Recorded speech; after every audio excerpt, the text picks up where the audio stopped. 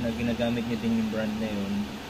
But today, and yung nalaman ko yung brand na to,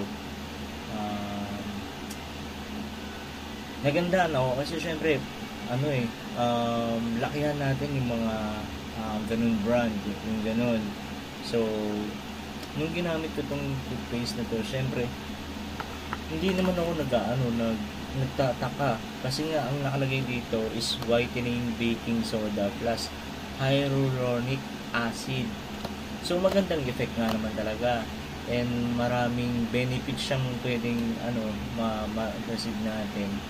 And syempre, as a user nito, and matagal ko na rin ginagamit. Actually, ito paubos na nga ito eh. Ito, kung alam niyo itong brand na to, ayan, kung alam niyo itong brand na to, masusubukan nyo, and alam ko lilipat kayo sa bagong brand.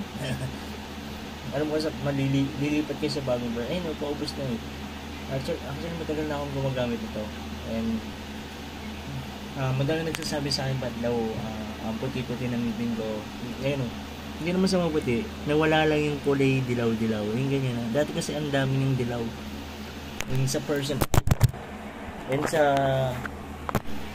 personal may kita nyo yan na tawag dito, ang dilaw ng ngipin ko before. Pero nung gumamit ako nitong brand na ito, Escoban, ayan, mag-upgrade ka na ngayon 2025. Syempre gusto natin perfect fit, and gusto natin maganda yung natin, yung ngipin. Syempre marami tayong